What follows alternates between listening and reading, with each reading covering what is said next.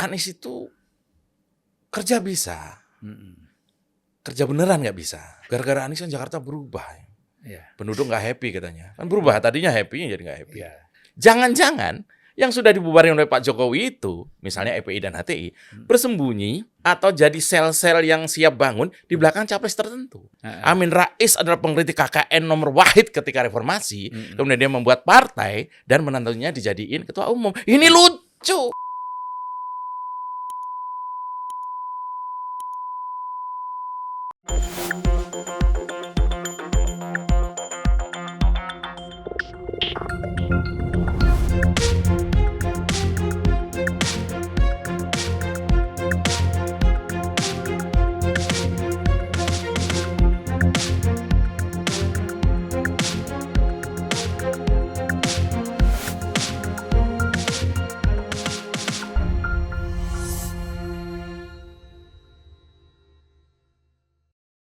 Assalamualaikum warahmatullahi wabarakatuh. Waalaikumsalam. Pak Ustadz Zulfan luar biasa ini. Ada apa saya dipanggil ke sini nih? Saya deg-degan nih. Waduh, yang penting selamat, salam sejahtera dulu kita Oh ya, iya, untuk kita semua. betul. Untuk teman-teman di luar juga. Saya ini kan orang yang paling rajin nonton beberapa kontennya Mas Jo. Waduh, sebuah kehormatan nih. Selalu saya ikutin, apalagi yang waktu sama Butet tuh saya ikutin terus sampai selesai gitu kan. Bercanda itu. Iya, karena bukan hanya humor tapi ada rumor juga. Itu Mas Butet menjago kalau soal itu. Iya. Jadi Idola saya itu beliau itu. oh saya udah lama juga tuh, Iya. sejak dia dengan Selamat Raharjo ya. Iya, sentilan-sentilun Iya, di Metro di TV. Metro TV. Jadi memang Butet itu santai lah, ya kan? Santai. Nggak ada beban. Nggak ada beban. Seniman. Mau manggil kita apa aja, dianco. Oh iya. Dan kita Asu. kita nggak marah. Kalau orang lain bilang gitu mungkin kita Nggak tersinggung. marah.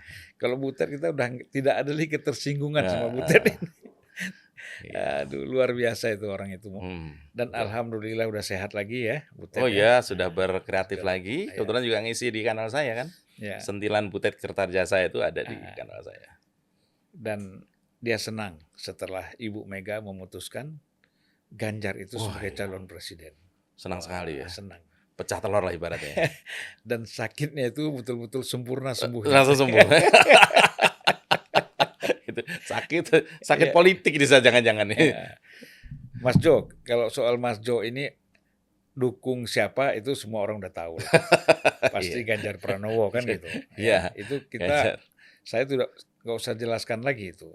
Tetapi kan yang paling penting ini ada satu kreasi dalam konteks mendukung Ganjar ini. Saya dengar ada lagu nih Mas Jo. Oh iya, jadi memang saya itu nggak jauh-jauh dari apa ya.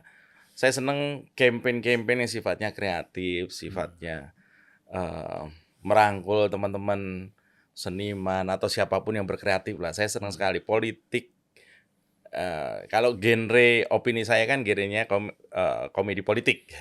Kalau kegiatan saya senang dengan misalnya kreatif politik ya, politik kreatif. Politik itu nggak harus yang serem-serem gitu.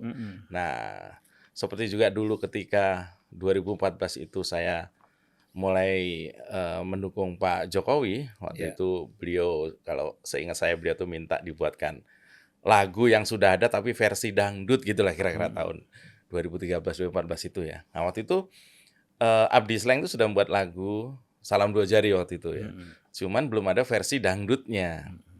Nah ketika Pak Jokowi minta itu ya saat itu juga saya buat grup musik dangdut hanya khusus untuk menyanyikan lagu Salam Dua Jari versi dangdut. Ya nanti versi ada rakyat, linknya.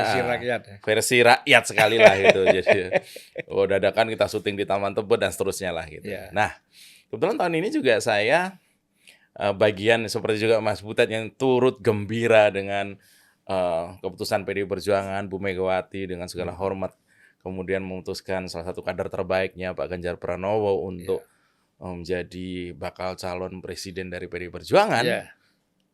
Ini kegembiraan ini saya wujudkan salah satunya dengan saya sudah membuat mars itu untuk Ganjaris, relawan yang saya dirikan juga. Relawan saya sudah membuat marsnya. Nah, kemudian begitu melihat menyambut kegembiraan Pak Ganjar dicapreskan itu, kemudian juga saya ikuti dengan berkreatif membuat lagu yang saya kasih nama Tetap Ganjar. Nah, bisa diputar sedikit Oh lah. iya, kira-kira ya. Nah, Ini baru draftnya, tapi kira-kira lagunya beginilah. Biar modal yo tetap Ganjar, biar dihajar yo tetap Ganjar. Dari Sabang sampai Merauke, menang total Ganjar pasti oke. Genrenya dangdut lah kira-kira gitu. Ya, itu cuplikannya. Ya. Ini lagi proses finishing. Mm-mm. Dan nanti teman-teman artis akan ikut menyanyikan. Nah, kira-kira bocorannya begitulah. Ya. Bocoran. Ini cuma di sini loh. Ya. Oh, di podcast kanal saya aja saya nggak nyebut. Gitu ya. Tapi nggak terpaksa. Oh, enggak dong. Saya sulit dipaksa. Ya. Rela. Rela dong. Tadi Mas Jo menyebut bahwa Ganjar ini adalah kader terbaik PDIP. Ya, salah satu kader terbaik salah ya. satu. Dan sudah dicalonkan, Ya. ditetapkan oleh Bu Mega sebagai Ketua Umum PDIP. Ya. Dan tentu juga atas persetujuan dan kesepakatan dengan Pak Jokowi ya. Iya, pastinya begitu ya. Nah, bagaimana nih kita melihat kemampuan Ganjar ini nanti menjadi presiden ini?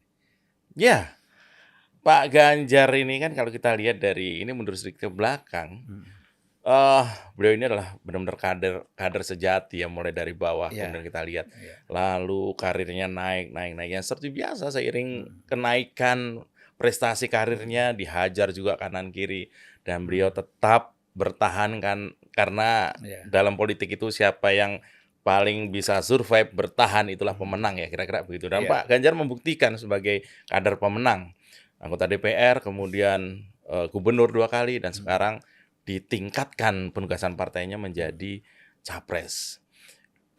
Pak Ganjar ya mungkin bukan tipe orang yang pelit soal informasi karena semua prestasi bisa diakses, apalagi sekarang ya. Ya. Teman-teman relawan juga sudah bisa mengakses apa saja yang sudah dikerjakan Pak Ganjar. Banyak sekali ya. Nggak cukup 4 hari saya sebutkan di sini. Ya. Kira-kira seperti itu. Dan tentu Bu Mega sebagai ketua umum partai yang bukan hanya senior, tapi juga memiliki kemampuan yang kita sendiri tidak tahu, perhitungan yang cukup matang. Kalau tidak matang, tidak mungkin Pak Jokowi bisa 2 kali didukung kan, 2 periode. Ya. Pasti saya juga berasumsi ini pasti sudah sangat matang, sudah diperhitungkan. Pasti Ganjar ini memiliki prestasi yang Ya. luar biasa, yang kemudian sampai pada kesimpulan, oh ini kader terbaik. Dan Bukan berarti calon yang lain tidak berprestasi. Oh kan gitu. tidak, Cuman tidak. kan ini kita bicara ada kelebihan nilai lebihnya ya. Betul, dan itu kan dipotret oleh masyarakat lewat hasil survei yang selalu, Ya. apalagi survei terakhir Mas Yunarto Wijaya menempatkan sampai 34% suara Mas Ganjar, ini luar Ya, biasa. Indobarometer juga. Iya, apalagi itu lagi. Saya kira kekhawatiran orang tadinya dengan menolak Israel bahwa suara Ganjar akan turun dan tidak terbukti. Ya tidak boleh rebound gitu. Ya orang kaget. Dan lucunya sekali nih, balik ke soal itu saya jadi ingat. Lucunya itu menurut teman-teman yang memahami survei itu, suara Pak Ganjar memang sempat turun. Hanya saja turunnya itu sekitar 8%, itu nggak kemana-mana gitu. Ya. Nggak kemudian membuat Prabowo jadi tinggi sekali atau Anies jadi tinggi sekali. Tidak juga. Jadi orang hanya ngerem saja. Ya. Kecewa karena belum tahu kenapa harus begitu. Nah setelah tahu ya rebound. Kembali lagi suaranya gitu. Saya pikir itu. Ya, orang perlu penyadaran ya, pemahaman mungkin. Pemahaman. Kenapa ini terjadi, kemudian Ya. tiba-tiba. Ya rasionalisasi memang agak lambat, tapi kan. Ya. Iya. Biasalah, kalau netizen terlalu cepat rasionalisasi. Iya kan betul jadi, betul. Dia nggak jadi netizen lagi nih. Betul. Ya, Dia netizen kan ciri khasnya gitu kan, Iya. reaktif. Reaktif. Dan tentu Mas Jo yang begitu lama ya dengan Mas Ganjar, pasti saya kira secara kualitatif banyak tahu lah. Iya, kira-kira. Ya, Ya nggak semua, tapi oke mungkin dikit ya. ya, artinya kan tentang bagaimana langkah-langkah politik. Ya, tadi walaupun sudah disebutkan tadi Iya. dia sebagai kader terbaik PDIP salah satu ya. Iya. Nanti kalau bilang hanya satu kan nggak bagus Oh, juga. iya. Salah satu. Karena kan konon kabarnya kalau Golkar itu gudangnya calon menteri, kalau PDI itu gudangnya calon presiden kan gitu. Ya. Karena organisasi kader. Sebenarnya kan secara ideologis ya, paling tua itu kan memang PDIP. Betul. Ya. Kita secara ya. historis, ideologis memang dia sebagai organisasi salah satu tertua yang tertua ya, sehingga sudah memang menempa kadernya untuk menjadi pemimpin itu, Ya sudah memang pakai proses yang sangat panjang. ya. Ya. Nah, Mas Jo bagaimana menilai langkah-langkah politiknya Mas Ganjar ini? Paling tidak kan secara kualitatif ya Mas. Ya. Kuantitatif kita udah tahu lah. Iya. Nah, Ya saya melihat ya, Pak Ganjar ini orangnya strateginya jalan lah, kira-kira begitulah ya, strateginya jalan. Dia juga orang yang bisa menjaga diri di tengah. Mungkin banyak orang jahat di kanan kiri ya. Ya. Cuma kalau kita bisa survive, kita bisa membuat peta pertahanan tersendiri, maka kita akan jadi pemenang. Kira-kira begitu. Nah itu Ya. saya memotret Pak Ganjar tuh tipenya seperti itu. Dia bisa berada di situasi yang kanan kiri mungkin buruk, tapi dia bisa tetap lurus. Ya. Dia bisa berada di situasi yang tekanan atas bawah ada, dia juga bisa tetap lurus. Artinya keteguhan itu penting bagi seorang politisi. Dan yang paling penting ya, saya punya 3 kata untuk Mas Ganjar itu. Dia orang yang pertama itu cerdas. Ya. Cerdas. Yang kedua itu tegas. Nah, tegas ini banyak ya kita lihat. Dan yang terakhir, yang ketiga itu adalah jelas. 3 kata itu buat saya sudah menggambarkan siapa Ganjar Pranowo. Dia cerdas, dia punya Cerdas, kemampuan, tegas, jelas. tegas dan jelas. Karena penting ini, 3-tiganya penting. Ya. Cerdas ini penting. Pak Jokowi cerdas, ya. Mungkin hanya karena komunikasinya kadang beliau ini sangat hati-hati, orang mikirnya agak slow. Itu Ya, wajar. ya. Tapi kan kerjanya gila-gilaan Pak Jokowi. Nah, mungkin Mas Ganjar ini memiliki kelebihan walaupun nggak seluruhnya versi Pak Jokowi, ditambah dengan komunikasi yang baik. Ya. Ya. Nah, kemudian soal tegas, videonya sudah nyebar. Siapa yang tidak Pancasilais itu pintu keluar. Kira-kira begitu. Itu tidak saya dapat dari calon-calon lain. Ya. Ya. Yang ketiga adalah jelas. Jelas, kalau saya nyebut di konten saya itu kan, jelas, bebet, bibit, bobot, dan bubut terakhir. Mungkin gini juga Mas Jo, itu ke calon-calon lain tidak berani secara tegas membuat Statement. sikap atau statement terhadap siapa yang memang mereka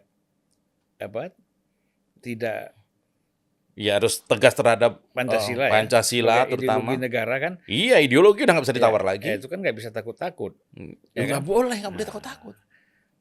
Walaupun ada kelompok-kelompok sekarang kan kalau kita meyakini Pancasila sebagai ideologi negara dibilang kafir pula kita kan. Oh iya.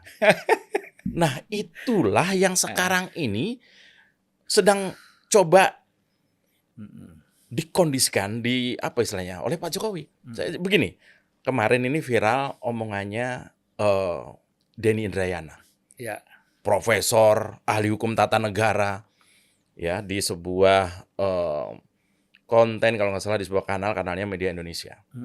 Nah, dia menyampaikan Pak Jokowi ini mengkondisikan kira-kira gitu loh. Menurut info yang saya terima, kata Denny Indrayana, saya nonton itu, saya agak-agak gregetan juga. Menurut info yang saya terima, kira-kira gitu ya, bahwa Pak Jokowi itu sudah mengkondisikan capres A, capres B, capres C. Menurut saya nggak ada yang dilanggar. Nggak ada, karena seorang presiden kan punya hak politik, dipilih dan memilih dan seterusnya ya. Kalau mungkin ya, Pak Jokowi itu sudah membubarkan organisasi EPI dan HTI. Ini kita ngomong soal Pancasila tadi, Bung ya. Karena dinilai ini berbahaya terhadap ideologi bangsa. Ya kan? Sekarang kemana mereka? Jangan-jangan mereka ini sedang bersembunyi dalam barisan capres tertentu. Jangan-jangan. Iya nggak? Masuk akal kan? Organisasi dibubarin, pasukannya masih ada, dia berada di barisan capres tertentu. Jadi OTB sekarang. Organisasi tanpa bentuk. Tapi organisasi, dia OTB juga. Organisasi tanpa bentuk, tapi organisasi tetap bayaran. OTB juga itu. Mungkin ya. Atau terima bayaran. Kita nggak tahu. Nah, jangan-jangan yang sudah dibubarin oleh Pak Jokowi itu, misalnya EPI dan HTI, bersembunyi, menetap, atau jadi sel-sel yang siap bangun di belakang capres tertentu. Kalau itu terjadi dan Pak Jokowi tahu, maka Pak Jokowi wajib, karena itu ada dalam tugas presiden kan, mengamankan jangan sampai rombongan itu kemudian memerintah nantinya. Konon kabarnya salah satu sebab Nasdem itu tidak diundang oleh Pak Jokowi dalam pertemuan koalisi partai pemerintah itu kan sejak di PAN ataupun yang di istana, kekhawatiran terhadap hal itu masuk akal. Kalau khawatiran kan. Kita mungkin ya karena jauh kita nggak tahu apa yang terjadi, tapi presiden pasti punya lah. Ada BIN, ada macam-macam. Iya, punya Informasi mata telinga. Ya kan gitu. Jadi menurut saya Presiden wajib mengamankan bahwa Ya. tidak boleh rombongan-rombongan anti Pancasila tadi itu memerintah, bahaya. Ya ada kekhawatiran lah. Kita kan terakhir ini juga yang sangat khawatir kita kan dengan kasus yang terjadi di Sudan ya. Wah, Nah, itu di itu. Sudan kan sebenarnya antara militer dengan kekuatan Ya. sipil yang bersenjata itu kan lagi hangat itu, lagi keras Dan berhadapan. itu kita yakin pasti lama perangnya. Iya, lama. Ya kan? Pasti lama. Ada yang suplai senjata juga kan? Ya ada kebutuhan sering jual ya. Iya. Nah, kalau ini terjadi di Indonesia, sebenarnya kan dulu sempat dilansir oleh Pak Hendro ya, Iya. waktu beliau masih kepala BIN, Iya. itu kan kelompok bersenjata itu sempat diungkap oleh Pak Hendro dan ada videonya Iya. gitu kan. Nah, apakah itu sudah hilang? Apakah itu sudah mati? Kan Kita nggak tahu. kita nggak tahu. Dan- Jangan-jangan membesar kan gitu. Betul. Dan itu tentu Presiden punya concern. Hmm. Jangan sampai membesar, ya kan? Apa yang dikhawatirkan itu. Dan kalau itu toh misalnya non militer, kayak misalnya ormas terlarang tadi, itu kan mereka ini kan tidak mudah ya, mereka itu dibubarin benderanya, dicopot benderanya, langsung orangnya insaf. Belum tentu. Ya. Nah, itu menjadi tugas Presiden mengamankan semuanya. Kira-kira begitu menurut Di saya. Timur Tengah kan juga begitu, Nah, ya kan? kejadian kan. Hmm. Bagaimana kemudian Taliban berkuasa itu kan kita semua tahu kan. Menganggap sepele, ya kan, tadinya udah kita peringatkan dari teman-teman ketika Afghanistan mulai bergejolak itu kan. Tapi karena diabaikan ya kejadian. Kebayang nggak kalau kita Taliban berkuasa di Indonesia? Soal kelebihan Ganjar tadi sudah diungkapkan dan Ya. sudah banyak orang tahu lah Ya. kelebihan Ganjar itu apa. Hmm. Tapi kan kita mau juga pasti ada kekurangannya. Oh iya. Apa Mas kira-kira? Wah, kekurangan? saya sangat tahu kekurangan Pak Ganjar ini. Yang pertama, rambutnya kurang hitam. Ya, Itu saya tahu banget. Ya. Yang kedua, kurang judes karena orangnya terlalu ramah. Iya kan? ya, Dan yang ketiga, kurang jauh dari masyarakat karena dia tuh terlalu akrab dengan rakyat. ya. Itu Terus kekurangannya. ada lagi satu, Apa itu?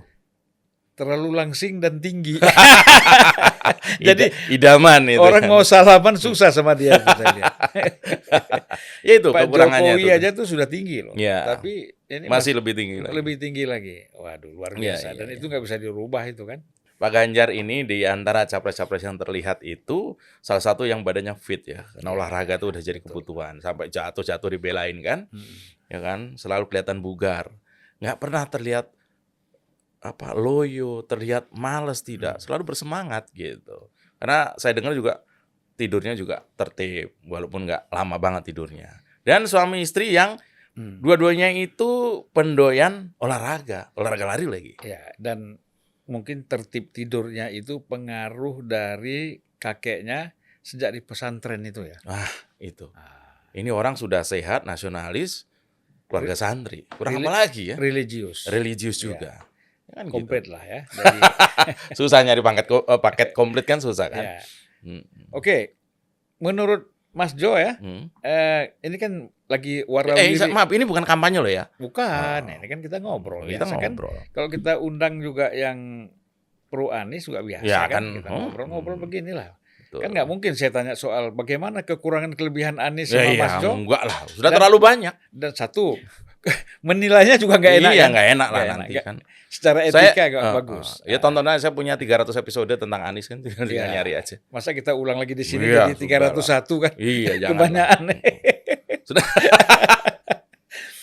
Ya, Mas. Jadi ini kalau kita bicara soal wakil presiden ya, calon wakil Calon, presiden. oke. Kan banyak. Lagi sekali. seru nih, Bang. Lagi seru nih kan.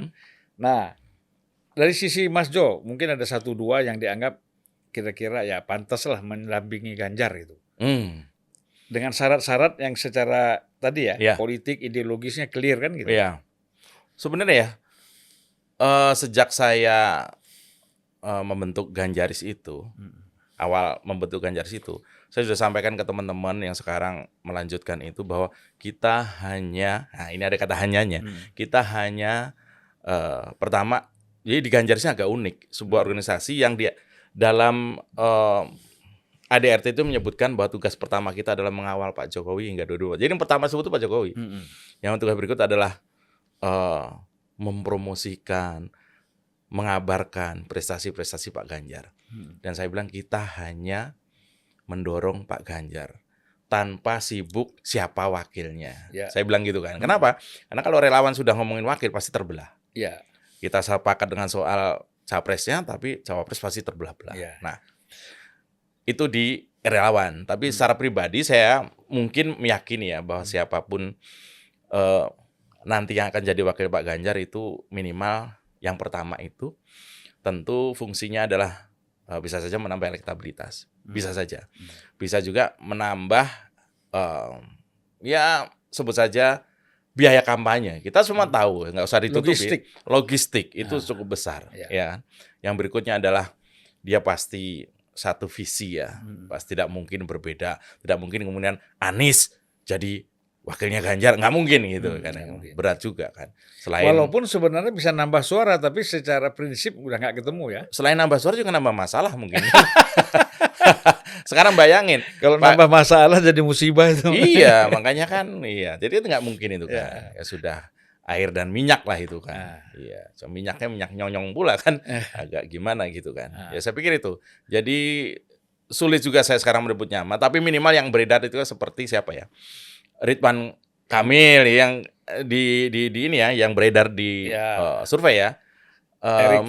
Erick Thohir, Sandiaga Uno. Mahfud MD, ada lagi Khofifah dan seterusnya.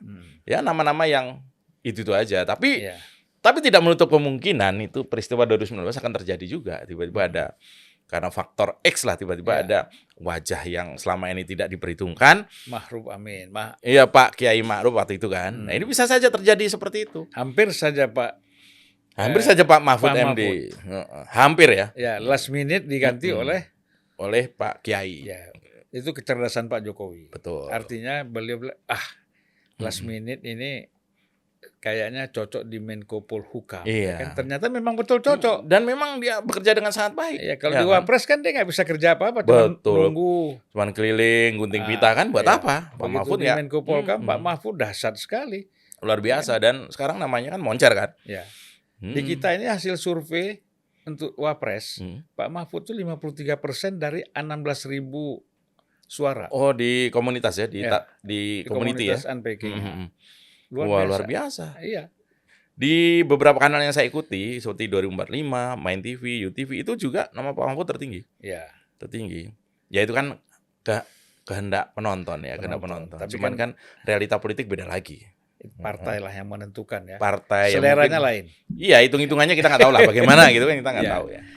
Karena saya pernah tanya sama satu lembaga survei yang cukup terkenal, saya tanya SMRC waktu itu, saya tanya, mengapa Pak Mahfud itu kok tidak disurvei sehingga namanya sebagai calon wakil presiden atau wakil presiden itu tidak muncul. Menurut mereka mengatakan bahwa bukan, Pak Mahfud ini ketika masukkan namanya, dia hanya dikenal di kota, di kalangan kelas menengah, elit. Tapi ketika masuk ke masyarakat di bawah secara umum itu kurang kenal. Oh, jadi keterkenalannya masih kurang. Sehingga elektabilitasnya juga menjadi rendah. Gitu. Kalau udah resmi kan pasti kan naik kan. Kalau sudah resmi misalnya dia dipakai lah. Sebenarnya bisa lah. Jadi peluang Pak Mahfud itu bukan tertutup. Oh. Artinya kan masih ada. Masih ada. Ya, kita kan nggak seperti tadi. Siapa yang menyangka 2019? Siapa tahu malah kebalikannya. Tahu-tahu Pak Mahfud misalnya gitu kan, kita nggak tahu kan. Gitu. Jadi memang soal Wapres ini sebenarnya hampir rata-rata tidak ada yang menyangka, Mas. Saya ambil contoh ya. Tidak ada yang menyangka ketika Ibu Mega, ketika Gus Dur jadi presiden, orang sudah menganggap bukan Megawati wakilnya. Sudah selesai. Dan Ibu Mega kekeh mengatakan tidak mau kan. Tapi last minute tiba-tiba Ibu Mega yang itu kan dulu kejutan juga kan. Nah, Ibu Mega misalnya, saya cerita sedikit karena saya masih anggota DPR waktu itu. Ibu Mega juga begitu. Orang berpikir SBY atau Akbar Tanjung ini yang mendampingi Ibu Mega. Tapi ternyata Hamzah Has. Kan gitu. Begitu juga kalau kita lihat SBY. Oh, siapa nih? Tiba-tiba kok JK. Nah, kan? Itu ya periode pertama. Yang kedua lebih mengagetkan. Iya, Pak Budiono. Nggak punya partai, nggak punya apa. Orang bukan orang politik. Nah, SBY sudah yakin itu. 2009 istilahnya jangankan dengan Budiono, Iya. bukan orang pun jadi wakil presidennya dia bisa Bisa menang. menang, kira-kira gitu. Begitu kuatnya. Sama Pak Iya. Jokowi sekarang. Kalau Pak Mhm. Jokowi bisa 3 kali, Mhm. siapa saja asal comot tuh di pasar, berangkat Iya. terpilih. 77% lebih. Iya. Ya sekarang kebalikannya Pak SBY waktu periode terakhir kan. Iya. Kalau Pak SBY periode terakhir kan banyak masalah ya. Ya, dan turun ya. Dia turun. Di Kalau bawah Pak Jokowi ini masih 70% ke atas. 73 sempat terakhir 76 sekian. Luar biasa kan. Luar biasa. Jadi Hmm. nah, jadi tadi kriteria mengenai Wakil wakil presiden. presiden Hmm. tadi ya memang tidak ya gampang-gampang sulit Gampang-gampang sulit. Yang penting cawapres itu, yang penting yang menurut saya Mm-mm. itu tidak punya masalah dengan partai-partai. sih. Ya. Jadi dia mau koalisinya apapun masuk. Mm-mm. Kira-kira begitu. Ya. Mas bagaimana? Mas kan tadi bilang bahwa ada 300 konten lebih itu menyangkut dengan Anies. Anies. Ah. Bisa nggak disebutkan di sini kira-kira Mas? Yang paling prinsip-prinsip yang Mas Pre itu Hmm. menolak figur ini untuk maju sebagai capres. Iya, saya ngonten tentang Anies itu bukan cuman masalah dia Capres. mau jadi capres ya. Sejak dia mau jadi gubernur Ya. sampai dia jadi gubernur, itu pun saya mengkritisi. Pertama, dalam prinsip saya, siapapun yang digaji oleh pemerintah, uang rakyat, yang kehidupannya 24 jam itu dijamin oleh uang negara, maka wajib kita kritisi. Siapapun ya. Ya. Kira-kira begitu. Nah, soal Anies ini kan buat saya agak spesial karena mungkin awalnya tuh saya Ahoker, saya Mm-mm. kenal baik dengan Pak Ahok dan keluarga gitu. Nah, kemudian kejadian 2017 itu yang sangat mengecewakan ya. Bukan cuman karena saya Ahoker, mengecewakan dari bahwa demokrasi kita tercemar dengan politik identitas waktu itu. Iya, iya. Nah, saat itu juga saya bersama teman-teman, udah kita harus kritisi. Kalau Anies memang bisa kerja, ya sudah kita ya nggak puji-puji banget, tapi kita tenang lah, memang bisa kerja. Tapi kalau enggak, ini orang harus membayar cara-cara dia berkuasa di DKI itu dengan senekat itu. Tapi kemudian misalnya dia nggak bisa kerja, ini harus dibayar mahal. Minimal dibayar mahal bukan dengan apa-apa, dengan mendengarkan kritikan-kritikan pada saya. Jadi sekarang kalau penilaiannya nggak bisa kerja ya? Anies itu kerja bisa, kerja beneran nggak bisa. Kan beda kan, kerja sama kerja beneran beda. Gitu. Tapi kira-kira ada perubahan nggak kita lihat di Jakarta polesan-polesannya Anies ini? Wah, ada dong. Gara-gara Anies kan Jakarta berubah. Iya. Penduduk nggak happy katanya. Kan berubah, tadinya happy jadi nggak happy. Iya. Itu perubahan yang signifikan menurut saya. Iya. Ya. Saya kalau ngomongin Anies sampai subuh saya siap nih. Ya. Saya kira kita udah capek juga. Saking banyaknya jadi kita udah malas. Iya. Bahkan ada salah satu teman bercanda sih, salah satu teman dia puller ya Pooling. pool maker lah kira-kira gitu. Oh, ya. Pembuat kolam renang. Bukan, dia ya di survei lah.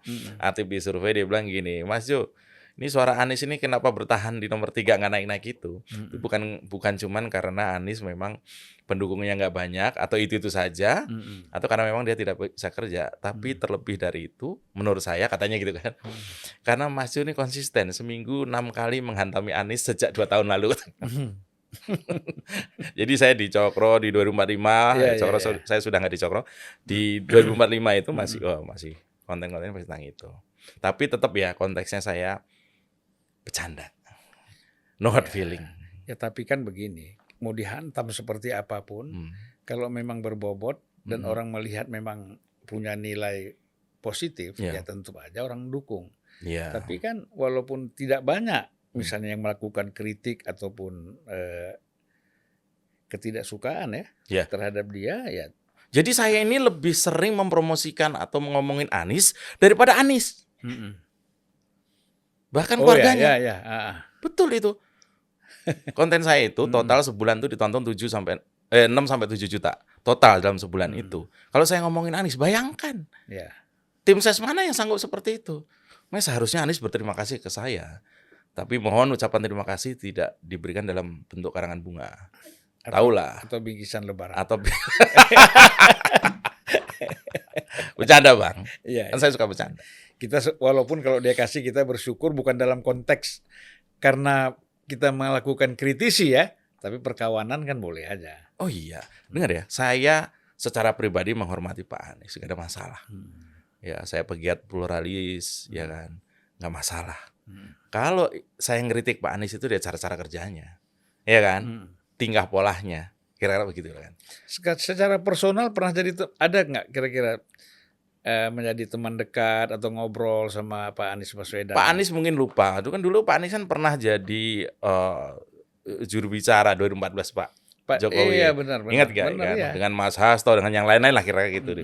Nah, saya sempat bicara walaupun hanya sekedar bicara ya. Kan orangnya sering lupa. Kira-kira begitulah. Jadi saya nggak ada masalah sama Mas Anies. Sebagai pegiat media sosial Mas ya, sebenarnya bukan pegiat lagi ini, sudah pakarnya di media sosial. Kalau kita bilang pegiat nih, kelas saya itu pegiat itu, ya kan? Kalau Mas Jo ini sudah kita bilang pakarnya di media sosial Mas. Nah ini kan Mas melihat ada misalnya ada sejauh mana ya kita menilai pengaruh dari apakah namanya berita-berita yang kita sebut hoax, ya kan? Atau perang hoax di antara saling pendukung ini, ini sejauh mana bahayanya Mas? Ya, kemarin baru beredar sebuah hoax yang menurut saya ya sudah nggak terlalu menarik ya. Ketika ada foto Pak Ganjar itu diedit, dipotong, disambungkan dengan foto seorang wanita, katanya itu Maria Ozawa dan sebagainya. Gitu. Maria Ozawa itu bintang porno dari Jepang lah atau Kanada ya, seperti itulah kira-kira itu. Editannya pun kasar dan itu disebar secara masif. Saya tahu kelompok mana yang membuat dan caranya ya hanya itu saja. Mungkin anggaran yang disediakan hanya untuk membuat seperti itu saja. Kalau untuk kampanye kreatif seperti tadi saya membuat lagu, kemudian menarasikan hal yang positif, kita berteman dengan seniman dan sebagainya, itu mungkin nggak nyampe mereka itu. Mereka senangnya seperti itu. Black campaign mereka ya mendowngrade dengan kalimat kotor, editan. Zaman Pak Jokowi 2014 lah, itu dilakukan lagi. Dulu Pak Jokowi kena hoax seperti itu, segala anak PKI, keturunan ini dan sebagainya, kayak gitu-gitulah masih. Dan itu lucu tuh. Dan Pak Jokowi lahirnya tahun 64. Iya, dibilang keturunan PKI. 65 baru setahun. Iya. Dan itu kemudian terjadi ke Pak Ganjar. Memang kalau mau jadi presiden itu harus melewati seperti itu dulu, Bang. Melewati hoax seperti itu. Ya. Dan apakah kemudian Pak Jokowi marah? Enggak. Dan apakah kemudian Pak Ganjar dengan hoax itu dia kemudian ngamuk-ngamuk? Enggak juga. Ya kan? Kalau soal konten di tempatnya sahabat saya Deddy Kobuser waktu ngobrol dengan Pak Ganjar kemudian menyangkut soal video porno, kan Pak Ganjar tuh menjawab pertanyaan. Seperti misalnya Bang Zulfan coba nanya saya, Mas Jo suka video porno nggak? Misalnya gitu. Coba tanya, coba. Ini ceritanya saya. Ya, gimana Mas Jo kalau mengenai media pornografi. Video porno. Nah, kalau saya ditanya seperti itu, saya jawab atau nggak jawab, pasti digoreng sama Kadrun. Kalau saya jawab, saya nggak suka, dibilang munafik.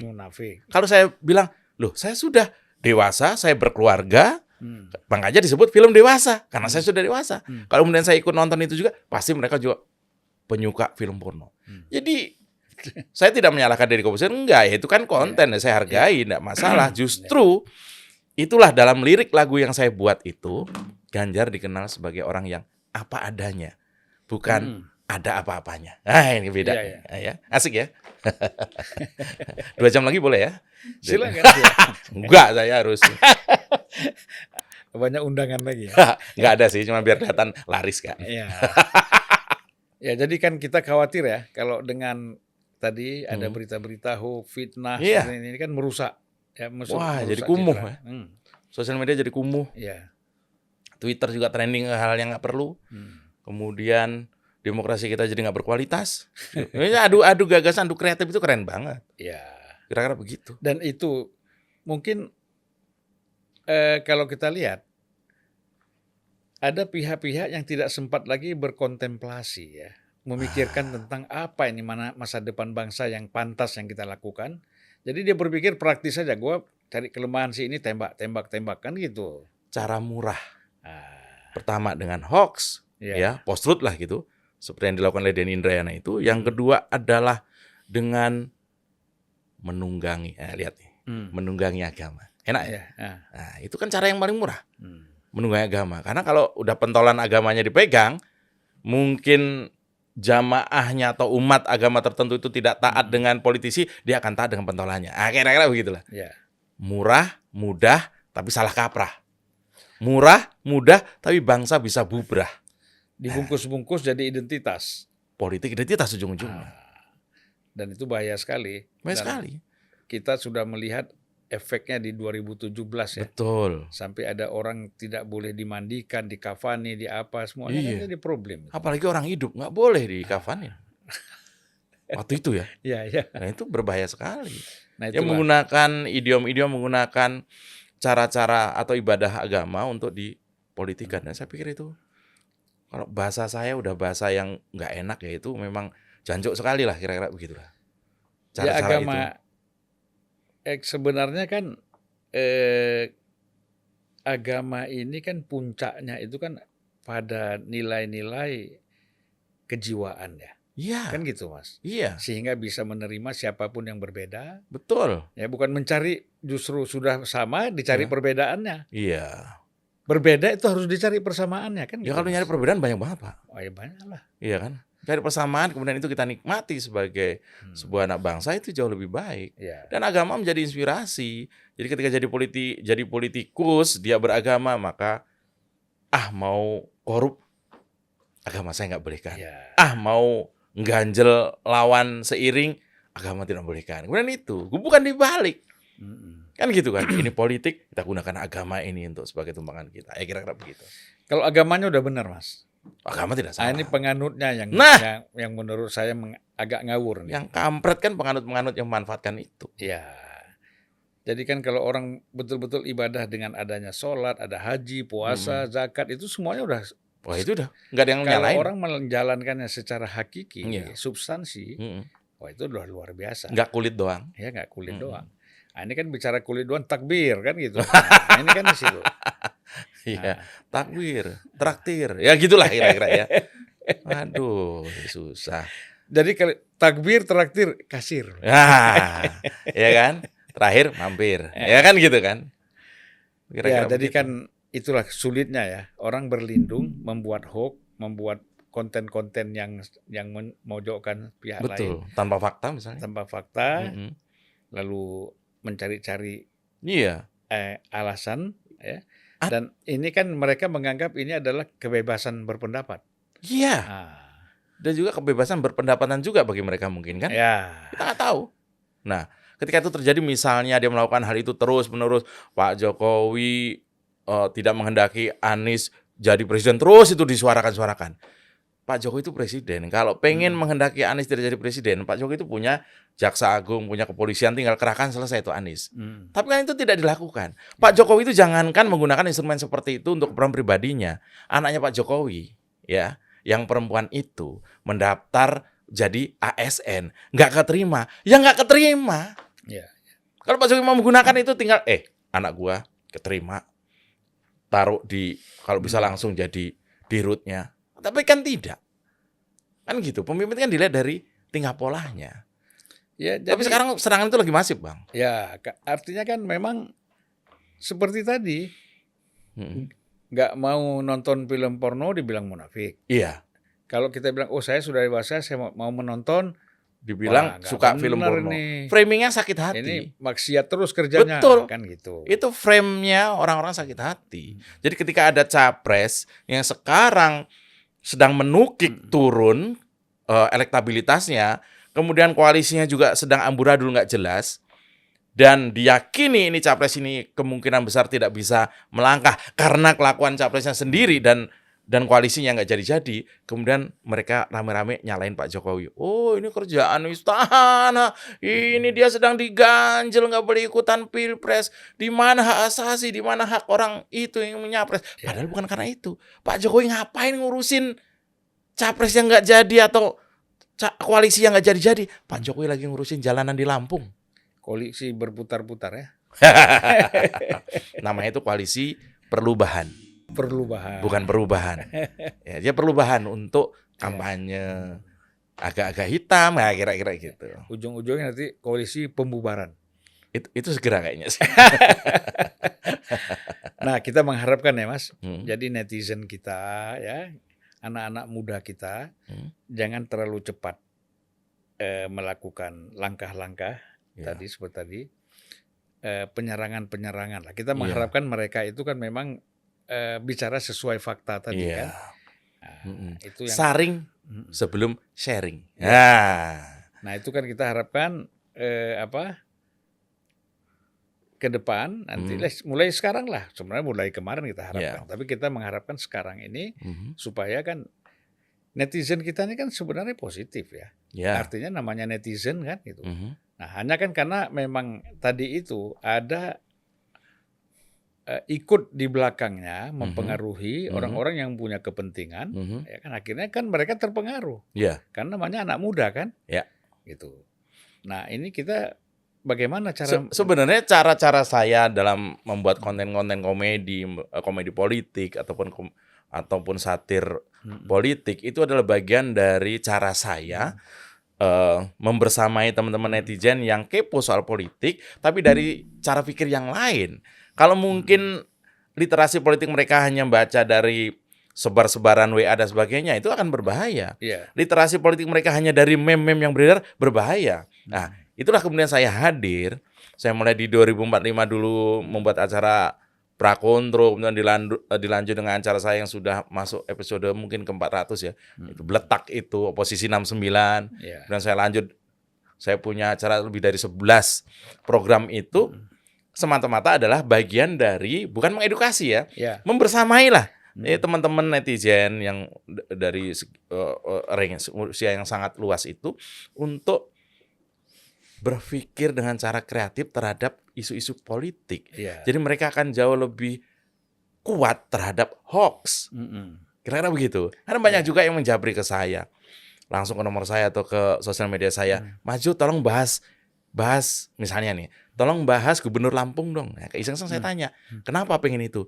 Ya, kami pengen dengar komentar Mas Jo sehingga bisa kami gunakan untuk mendebat komentar saya itu teman-teman yang ada di luar. Kira-kira begitu. Ya mereka perlu masukan ya. Iya, perlu. Nah, yang perlu pemasukan saya. Mereka perlu pengeluaran.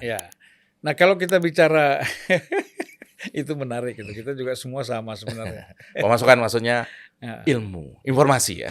Jangan salah paham. Kalau kemasukan lain loh. Itu gentayangan ujungnya. Itu kita jalan di hutan. Walaupun sekarang sebenarnya di kota juga banyak ya. Banyak. Sekarang banyak politisi kemasukan. Banyak. Makanya saya waktu Pak Amin bilang itu, di DPR itu banyak setannya, kata Pak Amin. Kan? Nah, untung Pak Amin udah di luar ya, udah kurang satu.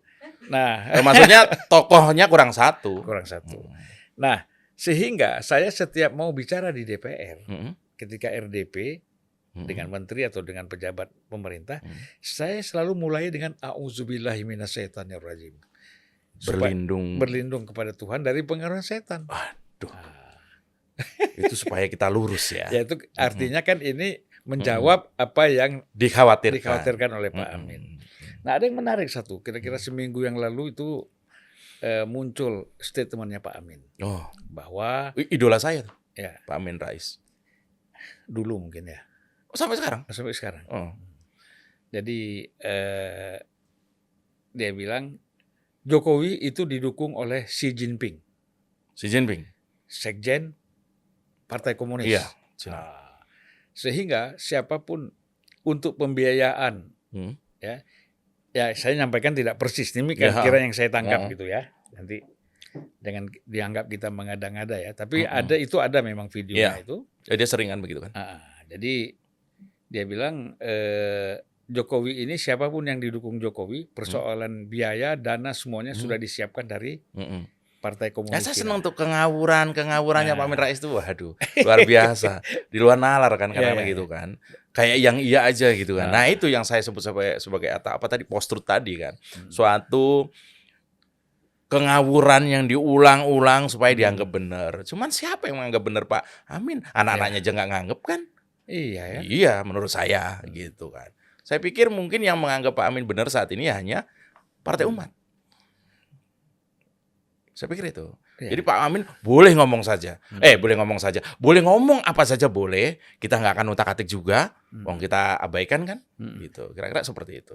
Gak apa-apa. Makanya idola saya dia. Ya, Nah, jadi sering itulah. ngomong udah nggak ada yang gubris lah. Kira-kira gitu. Pak Amin kan? Pak Amin Rais? Sayang ya. Oh, iya. Kita kan mengharapkan beliau itu tokoh bangsa, tokoh nasional ya. Dulu. Hmm. Sekarang dia udah susah. Kenapa kira-kira itu Mas? Dia sudah menikmati kesesatan pikirnya sendiri lah, kira-kira begitu menurut saya. Ya itu kan sebenarnya bahaya sekali ya. Kalau misalnya Pak Jokowi misalnya ingin menuntut, mana bukti-buktinya ngomong seperti itu, selesai kan? Tapi emang luar biasa lah. Pak Jokowi mana ngurus seperti itu. Nggak mau ngurus yang seperti Pak itu. Jokowi juga saya pernah ya sangat Dan nggak caper juga. Betul. Nggak caper. Ada kan orang yang pernah caper gitu Mas. Pernah. Rakyatnya sendiri laporin polisi. Ada itu. Ada. Presiden sebelum Pak Jokowi ya. Iya. Mungkin siapa namanya? Udin atau siapa lah pokoknya dulu ya. Ada itu. Yang kira-kira gini kalau ngomong. Saya kecewa karena ada masyarakat yang menghina saya. Seperti kerbau. Dulu ada tuh. Tahun sebelum Masehi lah itu. Iya. Ada tuh kayak gitu. Presiden yang gitu ada. Tapi Pak Jokowi mana mau ngelaporin warganya sendiri. Bu Iriana itu dihina. Dan yang menghina sudah ditangkap. Kata Bu Iriana, udah maafkan, jangan. Itu anak saya. Itu loh Bu Iriana. Itu. Jadi konsep menyayangi rakyat itu tidak hanya lip service, tidak. Tapi benar-benar diwujudkan Pak Jokowi. Iya. Ya kalau nggak banyak sekali itu tokoh politik ataupun mantan-mantan pejabat masuk penjara dengan ucapan-ucapannya atau kritisi yang orang-orang mengkritisi secara tidak apa ya. Iya. Makanya ketika teman-teman Jokowi, saya bagian dari teman-teman itu, kita laporkan Amin Rais. Nah, saya bilang jangan. Aduh, kamu ini gimana? Kalau Pak Amin Rais dilaporkan kemudian sampai di penjara, saya nggak ada bahan buat ngonten. Iya dong. Ya. Itulah makanya idola saya Pak Amin Rais. Ya. Jadi Mas, saya Pak Amin Rais kalau bisa usianya panjang ya mungkin ya 8 periode lagi lah kalau bisa bertahan. Wah itu happy sekali saya. polanya Mas Pri ya untuk mengatasi persoalan politik atau polarisasi, keterbelahan yang tajam juga di tengah-tengah masyarakat kita sekarang. Ya. Ya, ini kan akan terus menajam nih Mas. Kalau seandainya yang tadi temannya Mas Pre itu sebagai capres itu sebagai baca pres menjadi capres itu. Ya kan, ini bagaimana mengatasinya? Ya kita sudah berpengalaman ya dari 2014, kemudian melewati pilkada 2017 yang sangat brutal itu, kemudian 2019 juga melakukan yang sama. Kita sudah sampai hafal metode kerja mereka itu. Sehingga buat saya, buat teman-teman yang berseberangan secara visi politik dengan saya tidak pernah menganggap mereka itu musuh, tidak. Saya menganggap mereka itu partner dalam berdemokrasi. Yang penting nggak berlebihan. Ya. Kan berbeda visi politik atau capres biasa kan. Kan itu biasa. Hanya yang saya batasi adalah saya bisa berteman dengan siapa saja, tapi sulit saya berteman dengan orang-orang yang misalnya nih sara. Itu susah. Teman saya yang kampret-kampret banyak. Bahkan teman baik saya, teman sekolah sejak kecil, itu dia sangat Anies. Tapi ketika berkumpul, ini sebentar lagi saya mau reuni, kita friend. Biasa, peluk-pelukan. Cuman kadang-kadang saya injek kakinya, gitu. Nggak sengaja tapi kan. Ya itu biasa itu. Tapi kan tetap. Kadang-kadang saya tahu kenapa Mas sering injek kaki orang. Dulu anggota FKPPI bukan? Bukan ya? Nggak sengaja Bang, itu injek. Bukan. Maksudnya gini, kita tetap berteman baik walaupun beda visi politik. Dulu kan begini kata, ini guyon-guyon di Arab gitu kan. Lagi nonton bola ada orang injak kakinya. Lalu? Yang kakinya terinjak dia nggak marah, cuma dia tanya, kamu polisi ya? Bukan. Loh kamu tentara? Bukan juga. Atau kamu anak polisi atau anak tentara? Bukan. Kenapa nginjak kaki saya? Jadi pertanyaan dulu untuk mengkonfirmasi kenapa pakai cara nginjak kaki. Ya itu guyon-guyongan di Timur Tengah. Itu lumayan joke-nya ya. Iya joke. Karena di Mesir itu Mas ada satu majalah yang keluar setiap hari itu namanya Nukat Hazal Yom. Artinya dongeng sehari-hari. Seperti Mas kan pernah dengar ya cerita tentang Husni Mubarak. Iya, Husni Mubarak. Husni Mubarak presiden Mesir. Itu kan dia ketika saat dia lagi mimpin di parlemen, lagi pidato di parlemen, itu kan ditelepon. Oh. Istrinya nelpon Mm-mm. ke ajudan, Oh. kasih tahu bapak cepat Pulang. karena di rumah kita ada pencuri. Oh, oke. Bahaya, dia bilang. Saya nggak bisa sendirian di rumah, kata istrinya. Anak perempuan. Terus diambil sama Husni Mubarak. Ada apa? Masuk nih ke speaker. Oh, ha-ha. Ada pencuri katanya. Mustahil, kata dia. Mustahil bagaimana? Ini jelas mereka pakai topeng semua. Ana sudah kumpulin di parlemen ini masih ada. Satir. Satir. Jadi memang Mesir itu memang Dikenal sebagai negara yang penuh dengan anekdot. Oh. Makanya Gus Dur kan itu lama di sempat sana. sekolah Iya, di Mesir kan. iya. Jadi pandai sekali membuat anekdot. Gus Dur, kita kangen. Al-Fatihah buat beliau ya, luar ya, biasa. jadi Iya, Gus Dur memang kita rindu ya. Jadi, Ya, sebenarnya Pak Amin juga banyak joknya. Cuman Pak Amin siapa? Pak Amin Rais ini Cuman ya saya yakin nggak lucu. satu. Nggak lucu. Kedua, Males saya dengerin juga. makin tidak lucu lagi setelah beliau menjadi ketua Partai Umat ini. Justru dia lucu ketika jadi ketua partai umat. Oh gitu. Karena ketumnya kan menantunya. Iya kan? Iya. Dia mengkritik KKN. Amin Rais adalah pengkritik KKN nomor wahid ketika reformasi. Kemudian dia membuat partai dan menantunya dijadiin ketua umum. Ini lucu. Ya. Oh banget. Jadi mau mengkritik partai lain, akhirnya ya dia sendiri. Dia sendiri. Ya. Apalagi selalu melakukan hal yang sama. Iya, gitu. Makanya itu lucu. Oh, Pak Amin Rais. Ya. Makanya saya ngefans sekali dengan beliau. Ya. Mudah-mudahan masih bertahan 8 periode Jadi, lagi. Saya baru tahu ini kenapa Mas Pre ini kontennya banyak sekali ya. Ternyata menangkap hal-hal yang lucu ya. Loh iya. Dan di negeri kita memang masih banyak yang lucu ini. Yang serius kan Denny Sregar. Itu serius dia. Ya. Iya kan? Eko itu serius. Makanya viewernya sedikit. Alif udah mulai bercanda tuh, Alif Rahman. Alif Sahabat. itu apa tuh? Seaward. Ya. Dia di UTV juga di kanal saya. Ada lagi Yusuf Muhammad. Itu di 2045 teman saya juga di UTV juga. Banyak konten maker. Tapi serius kan ada lagi. Banyak yang serius. Ada Akbar Faisal, Oh, iya. ada Refli Harun kan. Itu bukan levelan saya, itu tinggi sekali. Ya. Saya nggak bisa ngomong, nggak bisa. Saya yang lucu-lucu aja. Ya. Yang ringan dan lucu. Syukur ngeselin. Yang ada ludruk-ludruknya dikit kata orang Jawa gitu ya. Oh, saya ada. Iya. Saya bikin sebuah sketsa politik satir namanya Begini Pak Lurah. Saya jadi lurahnya. Itu adalah gambaran sebuah negara. Kamea. Namanya sebuah negara ada tuh Kamea tuh. Belum pernah kesana kan. Nah, saya ceritanya jadi lurahnya. Kemudian ada Didin Bagito, kemudian ada Mutsli, ada komedian-komedian, ada Pak Jarwo Kuat, ada banyak lah, Derry dan sebagainya. Saya di nama kanalnya Main TV, itu tempat saya berkreativitas. Itu ada. Saya bikin, jadi saya wujudkan narasi komedi politik saya dalam bentuk sketsa. Ada di situ.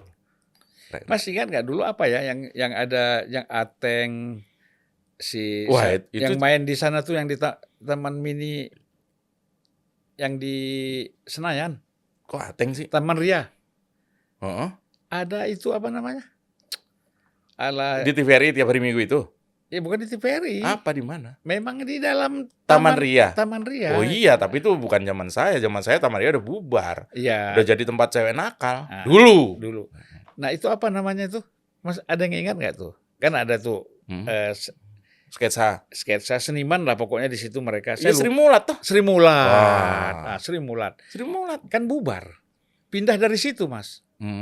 Saya kalau Sri Mulat cukup tahu karena kan berapa kali. Tapi Mas tahu nggak pindahnya dari situ? Sri Mulat pindah. Geser ke sebelah katanya. Karena yang sebelah lebih lucu dari dia. Karena saingan ya. Iya. Tapi memang model-model Sri Mulat itu ya, guyon-guyon yang kadang-kadang juga nyerempet-nyerempet dunia politik itu sangat kita perlukan saat ini. Ya kan, kalau kita lihat di TV kan para politisi debatnya sampai narik-narik urat. Dulu pernah ada, ingat nggak Munarman ketika diskusi atau ngobrol di sebuah televisi TV One sampai lempar kopi. Itu kemudian saya potret kejadian itu dalam sebuah acara namanya Debat Kandidat. Jadi saya memparodikan debat politisi di kanal saya. Iya, bukan debat kandidat bukan ya. Ini debat kandidat. Jadi yang berdebat itu antara jidat, bukan otaknya, karena nggak ada semua isinya. Ini debat itu jidatnya, tonton. Itu saya dengan namanya Wulan Juliani ini dari Kompas TV dan Didin Bagito. Kapan lagi saya roasting adiknya Miing? Adiknya Miing kan? Mas Miing kan di Gelora sama Mas Iya. Fahri kan. Mas Didin adiknya, Oh, Didin sempat sakit ya waktu oh itu? ya sakit. Sakit, ya. Tapi sekarang sudah pulih dan sudah berkreatif. Oh, itu saya debat sama dia bertiga mirip-mirip. Ini bukan promosi ya. Ya. Coba searching Main TV ini mana? Ini komennya jelek-jelek semua nih. Coba Main TV. Iya, maaf. Bercanda. Itu ada debat kandidat. Itu ditonton 10 ada lah, 10 orang nonton ada. Dan teman-temannya gitu, kira-kira begitulah. Konten-konten saya. Ya. Baiklah Mas, kita udah 1 jam lebih mungkin ya. Aduh, 2 hari lagi bisa nggak? Bisa ya? Nanti pasti. Saya yang ke tempat Mas Jo nih. Saya undang Iya. dengan segala kehormatan. Aduh, luar biasa. Untuk kita ngobrol-ngobrol lebih panjang lagi ya. Oh iya. Ini menarik soalnya kan tahun politik, sebentar lagi Pilpres, 6 bulan lagi pendaftaran Capres, pas hari Valentine tahun depan kita nyoblos. Jadi hari Valentine tahun depan itu banyak yang nyoblos 2 kali. Ya. Ya, ini mungkin harus kita tutup, kalau nggak saya udah makin jorok soalnya. Iya. Dan saya balik lagi kepada persoalan yang kita khawatirkan, jangan jadikan Indonesia seperti Syria, Waduh, Irak, dan Sudan. betul. Dan jangan jadikan Indonesia seperti Papua Nugini.